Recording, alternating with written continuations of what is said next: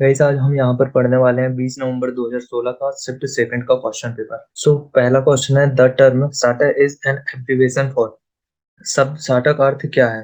पहला है serial advance technology attachment, दूसरा है सीरियल असिंक्रोनाइज टेक्नोलॉजी एडवांसमेंट, तीसरा है सीरियल एडवांस थंडरबोल्ट अरेंजमेंट, चौथा है serial articulated technology attachment. Right, तो साटा का फुल फॉर्म होता है सीरियल एडवांस टेक्नोलॉजी अटैचमेंट। भाई साटा का काम क्या होता है? साटा होती है एक कमांड और यह डिफाइन करती है कि कंप्यूटर के मदरबोर्ड और मास स्टोरेज डिवाइसेस जैसे एचडीडी मतलब कि hard disk drive, optical drives और सॉलिड स्टेट ड्राइव्स के बीच में डेटा किस तरह से ट्रांसफर हो रहा है। नेक्स्ट क्वेश्चन है एन इलेक्ट्रॉनिक सर्किट और सॉफ्टवेयर दैट कंप्रेस और decompress video is known as.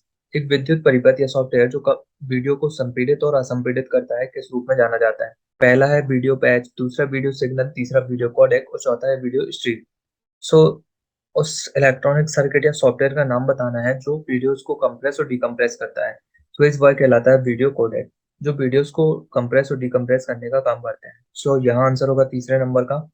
Next question है graphic tablet belongs to which of the following categories. Graphic tablet निम्नलिखित श्रेणियों में से किसके अंतर्गत आती है? पहला गेमिंग डिवाइस, दूसरा आउटपुट डिवाइस, तीसरा स्टोरेज डिवाइस और चौथा है इनपुट डिवाइस। गाइस हमने अभी पिछले ही क्वेश्चन पेपर में पढ़ा था कि एनिमेशंस बनाने के लिए या फिर ग्राफिक्स बनाने के लिए ग्राफिक टैबलेट का यूज करा जाता है। जब इसका यूज करा जाता है इनपुट देने के लिए कंप्यूटर को, तो यह आएगी इनपुट डिवाइसेस में। राइट, सो आंसर होगा। नेक्स्ट क्वेश्चन है piece of strip paper containing digital information represented by the presence और absence of holes in predefined position is called. पूर्व निर्धारित स्थिति छिद्रों की उपस्थिति या अनुपस्थिति के द्वारा प्रस्तुत डिजिटल जानकारी युक्त एक कठोर कागज के टुकड़े को खालिस्तान कहा जाता है। पहला मेमोरी कार्ड, दूसरा पंच कार्ड, तीसरा आइडेंटिटी कार्ड और चौथा स्मार्ट कार्ड। इस फर्स्ट जनरेशन के कंप्यूटर में पंच कार्ड का यूज किया जाता था जिसमें हम स्टोरेज किया करते थे। राइट, डेटा का स्टोर करा जाता था। वह कहलाती वह कहलाता था card punch card. Right, so answer होगा इसका पहले नंबर का पंच कार्ड, और इसका इस्तेमाल किया गया था फर्स्ट जनरेशन में एज अ स्टोरेज डिवाइस या कहा जाए तो as a input device. Right, so answer होगा सेकंड नंबर का। नेक्स्ट क्वेश्चन है which of the following term correctly describes UNIVAC. इनमें से कौन सा सही ढंग से विनैक का वर्णन करता है? पहला बाइनरी असिमेट्रिक कंप्यूटर, दूसरा है बाइनरी असिंक्रोनाइज सर्किट, तीसरा बाइनरी ऑटोमेटिक कैलकुलेटर और चौथा है बाइनरी ऑटोमेटिक कंप्यूटर। तो इस बाइनरी का फुल फॉर्म होता है binary automatic computer. Right, answer होगा चौथे नंबर का। नेक्स्ट क्वेश्चन है which of the following direct flows of data between CPU and other devices. निम्नलिखित में से कौन सा सीपीयू और अन्य उपकरणों के बीच डेटा के प्रवाह का निर्देशन करता है? तो सीपीयू और दूसरी डिवाइसेस के बीच में जो डेटा का फ्लो होता है उसको डायरेक्ट कौन करता है? पहला मैथ प्रोसेसर, दूसरा कंट्रोल यूनिट, तीसरा है अरिथमेटिक लॉजिक यूनिट मतलब एएलयू, चौथा है कैशे मेमोरी। गाइस यहाँ पर सीपीयू और अदर डिवाइसेस के बीच में जो डेटा का फ्लो होता है उसे कंट्रोल करने का काम करता है कंट्रोल यूनिट। कंट्रोल करने का काम या फिर उसे डायरेक्ट करने का काम कंट्रोल यूनिट के द्वारा करा जाता है। आंसर होगा दूसरे नंबर का कंट्रोल यूनिट। नेक्स्ट क्वेश्चन है which of the following provides input and output of audio signals to and from a computer. निम्नलिखित में से कौन सा एक कंप्यूटर से इनपुट और आउटपुट शब्द संकेत प्रदान करता है? पहला साउंड कार्ड, दूसरा ग्राफिक कार्ड, तीसरा पीसीआईई और चौथा है नेटवर्क कार्ड। इस ऑडियो सिग्नल्स का इनपुट और आउटपुट करने का काम होता है साउंड कार्ड का। राइट, आंसर होगा इसका पहले नंबर का साउंड कार्ड। नेक्स्ट क्वेश्चन है an instrument used to input commands to a graphic tablet, computer screen और mobile device is known as. एक ग्राफिक टैबलेट, कंप्यूटर स्क्रीन या मोबाइल उपकरण को इनपुट कमांड देने के लिए प्रयोग किए जाने वाले उपकरण को क्या कहा जाता है?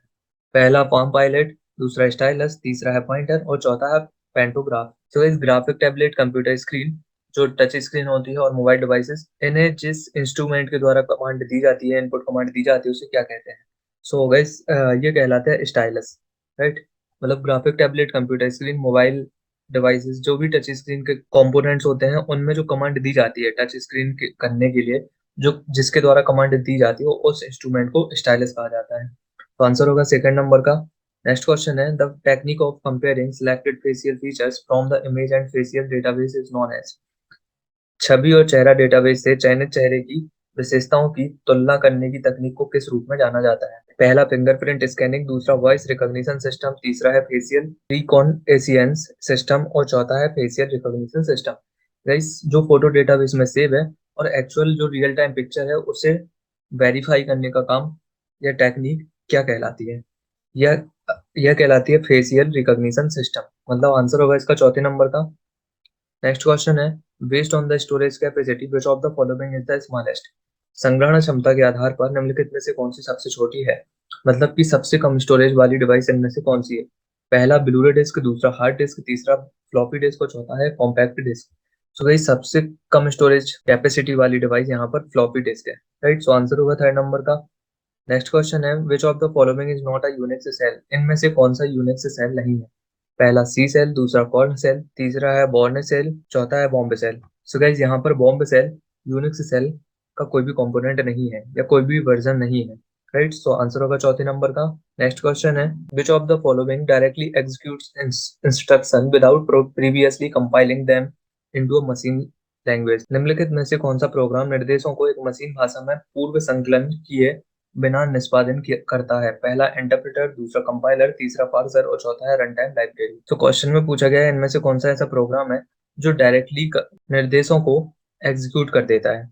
सो गाइस यहाँ पर इंटरप्रेटर होगा जो डायरेक्टली इंस्ट्रक्शन को एग्जीक्यूट कर देता है। राइट, तो आंसर होगा इसका पहले नंबर का। नेक्स्ट क्वेश्चन है, in operating systems which of the following terminologies describes the state in which each member of a group is waiting for some other member to release a source? Operating system में निम्नलिखित शब्दावलियों में से कौन सी उस अवस्था का वर्णन करती है जिसमें एक समूह का प्रत्येक सदस्य अन्य सदस्य से एक संसाधन जारी करने की प्रतीक्षा करता है? पहला थ्रेडिंग, दूसरा डेडलॉक, तीसरा है थ्रेशिंग और चौथा है सिंक्रोनाइजेशन। तो इस पूछा गया है कि ऑपरेटिंग सिस्टम में वह कौन सी कंडीशन होती है जब किसी टर्मिनल के या किसी ग्रुप का एक मेंबर अन्य किसी मेंबर से सोर्स को रिलीज करने के लिए वेट करता है। सो वह सिचुएशंस होती है डेडलॉक। राइट, नेक्स्ट क्वेश्चन है, to create a file in Linux which of the following commands is used? Linux में एक फाइल को बनाने के लिए निम्नलिखित में से कौन सी कमांड प्रयोग करी जाती है? पहला है चौन, दूसरा है क्रिएट, तीसरा है कॉपी कॉन और चौथा है कैट।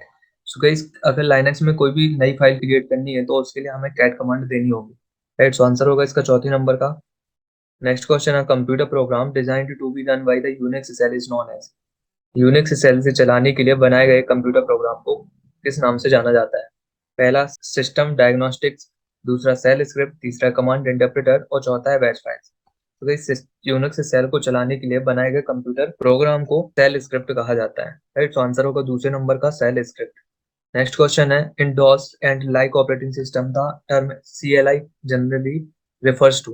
डॉस और दूसरे ऐसे ही ऑपरेटिंग सिस्टम में CLI का फुल फॉर्म क्या होता है? पहला है कमांड लॉजिक इंटरप्रेटर, दूसरा कमांड लेटरल इंटरएक्शन और तीसरा है कमांड लेक्सिकल इंटरफेस, चौथा है कमांड लाइन इंटरफेस। तो भाई CLI का फुल फॉर्म डॉस या ऐसे ही कई ऑपरेटिंग सिस्टम में CLI का फुल फॉर्म होता है कमांड लाइन इंटरफेस। राइट, तो आंसर होगा इसका चौथे नंबर का। नेक्स्ट क्वेश्चन है, which of the following options is used to change computer's background by right clicking anywhere on the desktop? निम्नलिखित विकल्पों में से कौन सा डेस्कटॉप पर कहीं भी राइट क्लिक करके बैकग्राउंड के परिवर्तन के लिए प्रयोग किया जाता है? तो जैसे कि यहाँ पे कंप्यूटर स्क्रीन दी गई है, यहाँ एक ब्लैंक स्क्रीन है। अब क्वेश्चन में पूछा गया है कि कहीं भी खाली जगह पर राइट क्लिक करके कौन से ऑप्शन पर जाकर हम कंप्यूटर का बैकग्राउंड चेंज कर सकते हैं?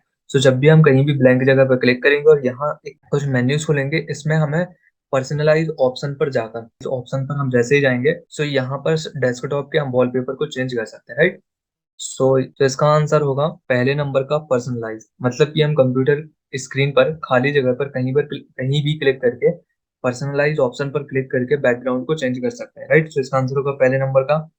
नेक्स्ट क्वेश्चन है, while starting Windows operating system which of the following methods is used for diagnostics and trouble shooting problems? जब विंडोज ऑपरेटिंग सिस्टम चालू हो रहा है तो निम्नलिखित मोड में से कौन सा समस्या के निदान और निवारण के लिए यूज किया जाता है? तो इस जब भी विंडोज ऑन होती है तो वहां पे कुछ ऑप्शंस आते हैं। सो उसमें सेफ मोड करके एक ऑप्शन होता है जो समस्या के निराकरण के लिए यूज करा जाता है। राइट, तो आंसर होगा इसका पहले नंबर का सेफ मोड। नेक्स्ट क्वेश्चन है, in Windows system a small window that communicates information to the users and prompts them for a response is known as? Windows system में एक छोटी विंडो जो उपयोगकर्ता की को जानकारी और एक प्रतिक्रिया देने के लिए उन्हें संकेत देती है किस रूप में जानी जाती है? पहला विंडोज एक्सप्लोरर, दूसरा एडमिनिस्ट्रेटिव टूल्स, तीसरा है डायलॉग बॉक्स और चौथा है कंट्रोल पैनल। तो विंडोज ऑपरेटिंग सिस्टम में जब उपयोगकर्ता की जानकारी और प्रतिक्रिया देने के लिए एक छोटी सी विंडो ओपन होती है जो उन्हें संकेत देने का वेट करती है। सो यह कहलाती है डायलॉग बॉक्स। सो आंसर होगा इसका तीसरे नंबर का डायलॉग बॉक्स। डायलॉग बॉक्स का काम होता है, जैसे हम कुछ प्रोसेस कर रहे होते हैं तो उसमें एक डायलॉग बॉक्स ओपन होता है जो यूजर के द्वारा इनपुट लेती है तभी आगे काम करती है, राइट। सो वह होगा डायलॉग बॉक्स। नेक्स्ट क्वेश्चन है which of the following is not an option in Windows menu of operating Windows operating system. निम्नलिखित में से विंडोज का ओएस मेन्यू में एक विकल्प नहीं है। पहला मैक्सिमाइज, दूसरा मिनिमाइज, तीसरा क्लॉक और चौथा है डॉक। तो गाइस यहाँ पर मेन्यू में, विंडोज मेन्यू में कौन सा ऑप्शन नहीं होता है। यहाँ देखिए ऊपर साइड राइट कॉर्नर पर ऊपर आपको तीन बटन दिखेंगे। एक दिखेगा क्लोज बटन, दूसरा मैक्सिमाइज या रीस्टोर बटन और तीसरा होता है मिनिमाइज बटन। लेकिन डॉक बटन करके कोई भी बटन नहीं होता है, राइट। सो इसका आंसर होगा चौथे नंबर का डॉक बटन, जो विंडोज ऑपरेटिंग सिस्टम में किसी भी विंडो के मेन्यू में नहीं होता। नेक्स्ट क्वेश्चन है which of the following devices allows a computer to keep running when the primary power source is lost. निम्नलिखित उपकरणों में से कौन सा एक कंप्यूटर चालू रखता है जबकि प्राथमिक बिजली सोर्स समाप्त हो जाता है। पहला राउटर, दूसरा रेक्टिफायर, तीसरा यूपीएस और चौथा inverter. So guys primary source जब पावर का बंद हो जाता है, मतलब कि मेन स्विच से लाइट चली जाती है, तो उनमें से ये इनमें से कौन सा उपकरण है, इनमें से कौन सी डिवाइस है जो कंप्यूटर को चालू रखती है, राइट। सो आंसर होगा इसका यूपीएस। हमने पहले भी पढ़ा हुआ है, यूपीएस की मदद से हम कंप्यूटर को कुछ देर तक चालू रख सकते हैं, राइट। यूपीएस का फुल फॉर्म होता है अनइंटरप्टेबल पावर सप्लाई। यहाँ गाइस आंसर होगा तीसरे नंबर का यूपीएस। नेक्स्ट क्वेश्चन है which of the following terms correctly defines the study of techniques for secure communication by constructing and analyzing protocols to prevent the public from reading private messages। निम्नलिखित शब्दों में से कौन सा एक सार्वजनिक रूप से निजी संदेश को पढ़ने से रोकने के लिए निर्माण और विश्लेषण प्रोटोकॉल द्वारा सुरक्षित संचार के लिए तकनीक के अध्ययन को सही ढंग से परिभाषित करता है। पहला स्पैमिंग, दूसरा हैशिंग, तीसरा है चेकसम और चौथा है क्रिप्टोग्राफी। सो गाइस ये प्राइवेट मैसेजेस को पढ़ने के लिए सुरक्षित रखता है, मतलब कि किसी जो सेंडर्स के द्वारा मैसेज भेजे जाते हैं उन्हें कोई बीच में पढ़ ना सके, वह प्रोसेस कहलाती है, वह टर्म कहलाता है क्रिप्टोग्राफी। मतलब कि एनक्रिप्शन करने की मेथड को क्रिप्टोग्राफी कहा जाता है, राइट। तो आंसर होगा चौथे नंबर का। नेक्स्ट क्वेश्चन है in computer security the process of recovering the password from the data that have been stored in computer system is described by. Computer सुरक्षा में कंप्यूटर सिस्टम में संग्रहित किए गए डेटा से पासवर्ड को प्राप्त करने की प्रक्रिया को किसके नाम से वर्णित किया गया है। मतलब कि कोई डेटा दिया गया है, उस डेटा में से पासवर्ड निकालने की प्रोसेस को क्या कहा जाता है। पहला है पासवर्ड क्रैकिंग, दूसरा है पासवर्ड हैकिंग, तीसरा पासवर्ड ब्रेकिंग और चौथा है पासवर्ड गैसिंग। तो इस मेथड को कहा जाता है पासवर्ड क्रैकिंग। मतलब कि डेटा में से पासवर्ड को निकालना मतलब पासवर्ड क्रैकिंग कहलाता है, राइट। सो आंसर होगा पहले नंबर का। नेक्स्ट क्वेश्चन है in Windows operating system which of the following utilities is used to manage settings and driver software for system hardware including peripherals device. Windows operating system में निम्नलिखित उपयोगिताओं में से कौन सा परिधीय उपकरण सहित सेटिंग्स और सिस्टम हार्डवेयर के लिए ड्राइवर सॉफ्टवेयर को प्रबंधन करने के लिए प्रयोग किया जाता है। मतलब गाइज यहाँ पर सेटिंग्स को मैनेज करने का पूछा गया है कि किसके द्वारा करा जाता है। पहला ट्रबल शूटिंग के द्वारा, दूसरा प्रोग्राम्स एंड फीचर्स के द्वारा, तीसरा है डिवाइस मैनेजर के द्वारा और चौथा है विंडोज मोबाइलिटी सेंटर के द्वारा। मतलब कि जो भी यूटिलिटीज यूज करी जा रही हैं तो उनकी सेटिंग्स को या ड्राइवर सॉफ्टवेयर को कहाँ से मैनेज करा जा सकता है। सो गाइज यहाँ इसके लिए सिस्टम में डिवाइस मैनेजर करके एक फीचर होता है, वहां जाकर आप अपनी जो भी यूटिलिटीज हैं या जो भी ड्राइवर सॉफ्टवेयर हैं उन्हें मैनेज कर सकते हैं, राइट। सो डिवाइस मैनेजर इसका आंसर होगा थर्ड नंबर का। नेक्स्ट क्वेश्चन है in Windows operating system the built in software product that attempts to detect and remove malware is commonly known as. Windows operating system में अंतर्निहित software उत्पाद जो malware का पता लगाने और उसे हटाने का प्रयास करते हैं वह सामान्यतः किस रूप में जाने जाते हैं। पहला रिकवरी, दूसरा सिक्योरिटी एंड मेंटेनेंस, तीसरा विंडोज डिफेंडर और चौथा है विंडोज फायरवॉल। तो इस विंडोज ऑपरेटिंग सिस्टम में बिल्ट इन कुछ सॉफ्टवेयर होते हैं जो सिस्टम से मेलवेयर्स को डिटेक्ट करने और उन्हें बाहर निकालने का काम करते हैं, वह कहलाते हैं Windows Defender, right. So answer होगा इसका थर्ड नंबर का विंडोज डिफेंडर। नेक्स्ट क्वेश्चन है which of the following options allows user to view and manipulate basic system settings. निम्नलिखित में से कौन सा विकल्प उपयोगकर्ता को देखने और बुनियादी प्रणाली सेटिंग्स में हेरफेर करने की अनुमति देता है। पहला है रिसाइकिल बिन, दूसरा है माई डॉक्यूमेंट, तीसरा है कंट्रोल पैनल और चौथा है माई नेटवर्क।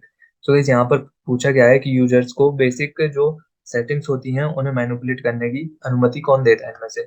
सो वह होता है कंट्रोल पैनल, जिससे हम बेसिक सेटिंग्स को, सिस्टम की बेसिक सेटिंग्स को चेंज कर सकते हैं या उनमें फेरबदल कर सकते हैं, राइट? सो आंसर होगा थर्ड नंबर का कंट्रोल पैनल।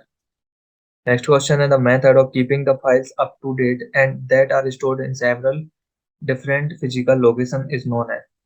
विभिन्न भौतिक स्थानों में संग्रहित फाइलों को आधुनिक यानी कि अपडेटेड रखने की विधि को किस रूप में जाना जाता है? गाइस, जैसे कि बहुत सारी जगह पर फिजिकल फॉर्म में फाइल्स को रखी गई हैं और उन्हें हमें टाइम टू टाइम अपडेटेड रखना है, सो उस प्रोसेस को क्या कहा जाता है? पहला है फाइल मेंटेनेंस, दूसरा है फाइल सिंक्रोनाइजेशन, तीसरा है फाइल रिकॉर्डिंग और चौथा है फाइल ट्रैकिंग। तो इस मेथड को कहा जाता है, इस प्रोसेस को कहा जाता है फाइल सिंक्रोनाइजेशन। मतलब कि अलग अलग जगह पर जो डेटा रखा हुआ है उन्हें अपडेट करना, वह कहलाता है फाइल सिंक्रोनाइजेशन। तो आंसर होगा सेकंड नंबर का। नेक्स्ट क्वेश्चन है to undo the an act while writing into a file which of the following shortcut can be used. एक फाइल में लिखित समय एक क्रिया को पूर्ववत करने के लिए निम्नलिखित में से कौन सा शॉर्टकट की प्रयोग किया जाता है? जब हम कहीं कुछ काम कर रहे होते हैं और हमें एक स्टेप पीछे जाना होता है, मतलब अनडू करना होता है, सो उसके लिए हम कौन सा शॉर्टकट की करेंगे? पहला कंट्रोल प्लस जेड, दूसरा कंट्रोल प्लस सी, तीसरा कंट्रोल प्लस बी और चौथा है control plus you. So guys, अगर हमें डेटा को पूर्ववत करना है, मतलब एक स्टेप पीछे जाना है, तो उसके लिए हमें करना पड़ेगा अनडू। और जिसे जिसके लिए शॉर्टकट की होता है control plus Z, right? So answer होगा पहले नंबर का। नेक्स्ट क्वेश्चन है which of the following is the Microsoft help browser to view the Windows help document. Windows help document को देखने के लिए निम्नलिखित में से कौन सा माइक्रोसॉफ्ट ब्राउजर उपयोग होता है? पहला है win32.exe, दूसरा है winhelp32.exe, snaptex.log और चौथा है win.ini। सो गाइस, यहाँ पर माइक्रोसॉफ्ट हेल्प ब्राउजर देखने के लिए winhelp32.exe कमांड का यूज करना होता है, राइट? सो आंसर होगा दूसरे नंबर का। नेक्स्ट क्वेश्चन है which of the following is a library of official technical documentation intended for developers developing Microsoft और विंडोज। निम्नलिखित में से कौन सा आधिकारिक तकनीकी दस्तावेज का एक पुस्तकालय है जो माइक्रोसॉफ्ट विंडोज डेवलप करने वाले डेवलपर्स के लिए प्रायोजित है? पहला है WSDL, दूसरा है UDDI, तीसरा है MSDN और चौथा है JSDK। सो गाइस, माइक्रोसॉफ्ट ने ऐसी कौन सी, एक कहना चाहिए, लाइब्रेरी को लॉन्च किया है जो टेक्निकल डॉक्यूमेंटेशन के लिए डेवलपर्स को हेल्प करती है? सो वह है MSDN। MSDN का फुल फॉर्म होता है माइक्रोसॉफ्ट डेवलपर नेटवर्क, राइट? जहां से जो डेवलपर्स होते हैं माइक्रोसॉफ्ट से कुछ टेक्निकल डॉक्यूमेंटेशन से हेल्प ले सकते हैं। सो आंसर होगा इसका थर्ड नंबर का MSDN। नेक्स्ट क्वेश्चन है the process of creation of document using page layout skills and produce typographical quality text for printing on a desktop computer is usually known as. एक desktop computer पर page layout कौशल का उपयोग करके दस्तावेजों के सृजन और मुद्रण के लिए टंकण गुणवत्ता वाले टेक्स्ट के निर्माण की प्रक्रिया को किस रूप में जाना जाता है? तो यहाँ पर सीधी सी बात है, एक प्रोसेस डॉक्यूमेंट क्रिएट करने की प्रोसेस, मतलब जिसमें कुछ टाइप करके उसके क्वालिटी टेक्स्ट डालने के लिए यूज करा जाता है, वह क्या कहलाता है? पहला है डेस्कटॉप एडिटिंग, दूसरा है डेस्कटॉप प्रिंटिंग, तीसरा है डेस्कटॉप फॉर्मेटिंग और चौथा है डेस्कटॉप पब्लिशिंग। तो गाइस, यहाँ पर यह प्रोसेस कहलाती है डेस्कटॉप पब्लिशिंग, जिसमें हम एक डॉक्यूमेंट तैयार करते हैं और उसमें कुछ स्किल्स और टाइपोग्राफिकल क्वालिटी के टेक्स्ट क्रिएट करते हैं, राइट? सो यह कहलाता है डेस्कटॉप पब्लिशिंग। आंसर होगा चौथे नंबर का। नेक्स्ट क्वेश्चन है इन MS office the term ODF stands for. MS office में ODF का फुल फॉर्म क्या है? पहला ऑब्जेक्ट डॉक्यूमेंट फॉर्मेट, दूसरा है ओपन डॉक्यूमेंट फॉर्मेट, तीसरा है ऑब्जेक्ट डेटा फॉर्मेट और चौथा है open data format.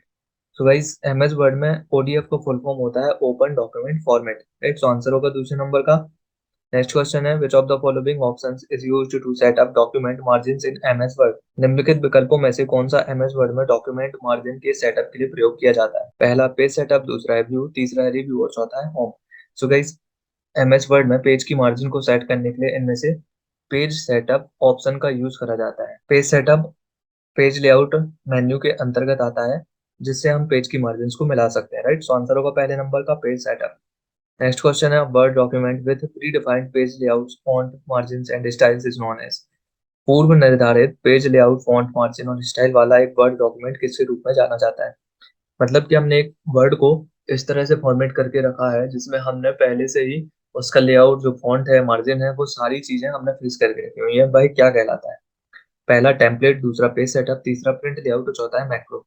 So guys ऐसे डॉक्यूमेंट कहलाते हैं टेम्पलेट, मतलब कि हमने वर्ड में एक टेम्पलेट तैयार करके रखा है कि हमारा जो डॉक्यूमेंट हम बनाएंगे तो उस फॉर्मेट पर बनेगा। नेक्स्ट क्वेश्चन है which of the following is not a featured word extension, इनमें से कौन सा वर्ड का एक्सटेंशन नहीं है? पहला डॉक एक्स, दूसरा है डॉस एक्स, तीसरा है डॉक एम और चौथा है डॉट एम।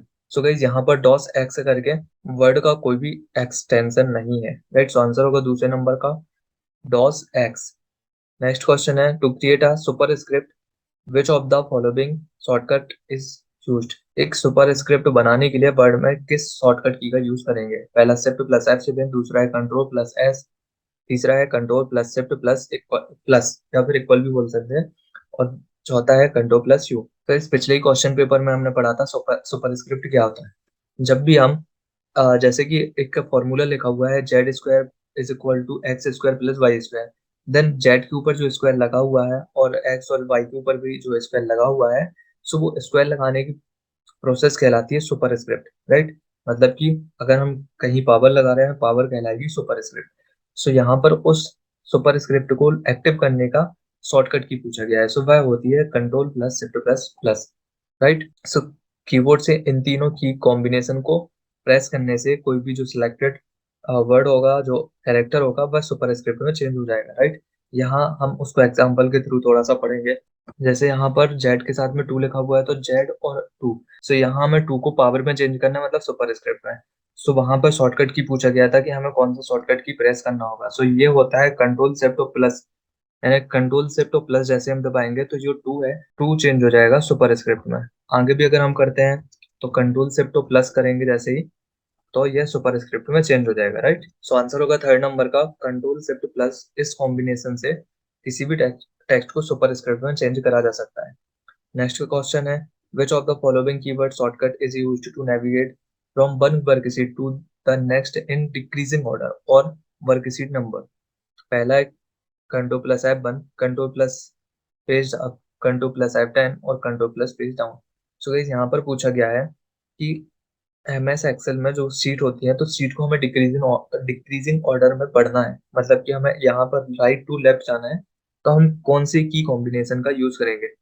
सो हमने पहले पढ़ा हुआ था कि अगर हमें इंक्रीजिंग ऑर्डर में बढ़ना है तो यहाँ पे हम करते हैं कंट्रोल के साथ में पेज डाउन बटन का यूज, राइट।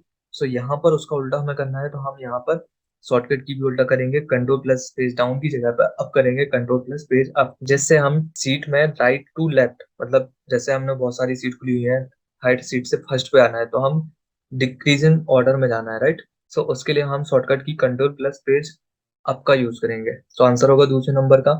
नेक्स्ट क्वेश्चन है what does sum if function do, sum if function क्या करता है? पहला है add all numbers in a range of cell, cell सभी सेल्स को ऐड करता है। दूसरा है return a subtotal of numbers, पूरी नंबर्स का सब टोटल रिटर्न करता है। तीसरा है add all numbers based on conditional formatting, conditional formatting के आधार पर नंबर्स को ऐड करता है।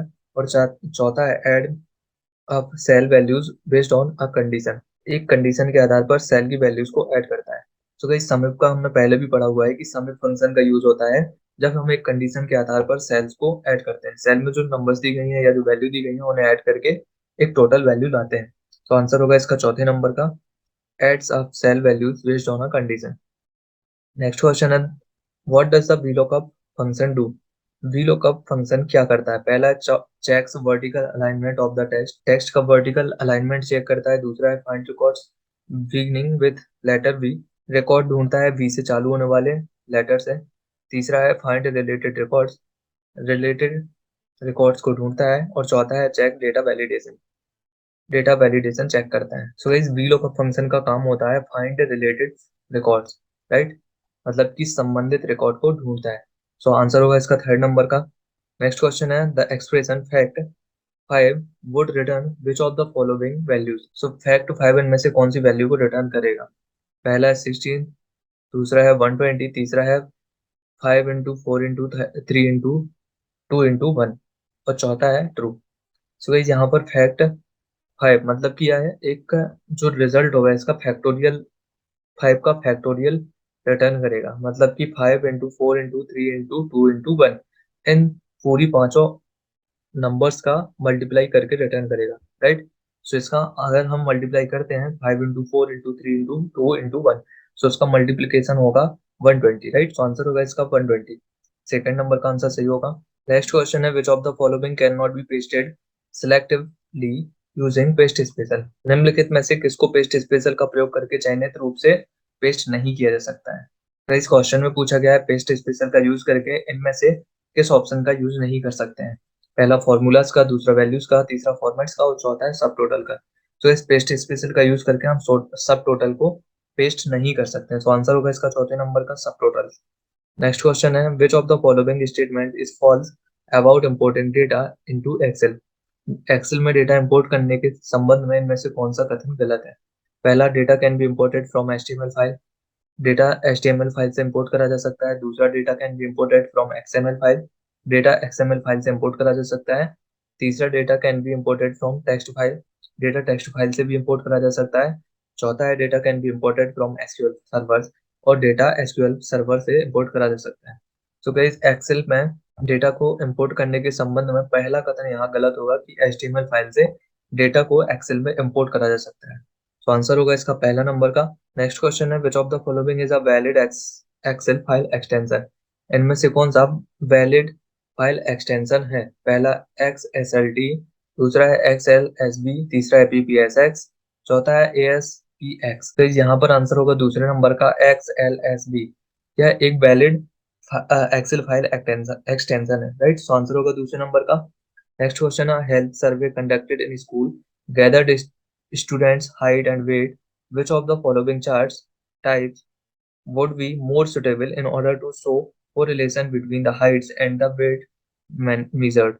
विद्यालय में छात्रों की ऊंचाई और वजन के अनुसार एक स्वास्थ्य सर्वेक्षण किया गया। निम्नलिखित चार्ट प्रकारों में से कौन सा मापी गई ऊंचाई और वजन के आंकड़ों का सह संबंध दिखाने के लिए उपयुक्त होगा। इनमें गाइस स्टूडेंट्स के जो एक सर्वे हेल्थ सर्वे कंडक्ट करा गया है और उसमें हेल्थ और वेट इसका एक हमें चार्ट तैयार करना है। सो इनमें से कौन सा चार्ट तैयार करा जा सकता है। पहला बार चार्ट, दूसरा लाइन चार्ट, तीसरा स्कैटर चार्ट और चौथा है कॉलम चार्ट। तो गाइज अगर हमें ऐसे कुछ भी वैल्यूज को मतलब किसी भी एक ही चीज की दो वैल्यूज को शो करना है, सो उसके लिए हम करते हैं स्कैटर चार्ट का यूज, राइट। अब कौन सा चार्ट कब यूज करा जाता है हम किसी पर्टिकुलर वीडियो में पढ़ेंगे। अभी हम नॉर्मली पढ़ रहे हैं, जैसे जो भी क्वेश्चन आता है उसके डायरेक्टली हम आंसर की तरफ ही अभी पढ़ेंगे, राइट। सो इसका आंसर होगा तीसरे नंबर का स्कैटर चार्ट। नेक्स्ट क्वेश्चन है the expression upper Excel would return which of the following value. यह फंक्शन मतलब अपर एक्सेल लिखा है यह कौन सी वैल्यू रिटर्न करेगा। तो इस अपर फंक्शन जो भी लगाया जाता है, सो अपर और ब्रैकेट में जो भी टेक्स्ट लिखा होता है सारे टेक्स्ट को अपर केस में चेंज कर देता है, राइट। सो यहाँ पर आंसर होगा इसका एक्सेल लिखा हुआ है तो एक्सेल सारे अल्फाबेट इसके कैपिटल में चेंज हो जाएंगे, मतलब EXCEL सारे कैपिटल लेटर्स में चेंज हो जाएंगे। तो आंसर होगा इसका चौथे नंबर का। नेक्स्ट क्वेश्चन है which of the following combination opens format cells option. इनमें से कौन सा की combination format cells dialog box खोलता है। पहला Ctrl+9, दूसरा है Ctrl+0, तीसरा है Ctrl+1 और चौथा है Ctrl+6। तो गाइस यहाँ पर Ctrl+1 शॉर्टकट की होता है जिसकी मदद से हम फॉर्मेट सेल्स डायलॉग बॉक्स खोल सकते हैं एक्सेल में, राइट। जैसे यहाँ पर हम एक्सेल खोले हुए हैं और एक्सेल में हमें फॉर्मेट सेल डायलॉग बॉक्स खोलना है। फॉर्मेट सेल डायलॉग बॉक्स मतलब होता है कि किसी सेल्स को फॉर्मेटिंग को चेंज करना है, राइट। सो उसके लिए हम Ctrl+1 जैसे ही यहाँ प्रेस करेंगे, सो यहाँ पर एक बॉक्स खुल जाएगा जो होता है फॉर्मेट सेल डायलॉग बॉक्स। यहाँ पर दिख रहा होगा स्क्रीन पर, ये format cell dialog box open हो गया है, राइट। सो इसे खोलने के लिए Ctrl+1 शॉर्टकट की का यूज करा जाता है। सो आंसर होगा इसका पहले नंबर का, सॉरी थर्ड नंबर का Ctrl+1।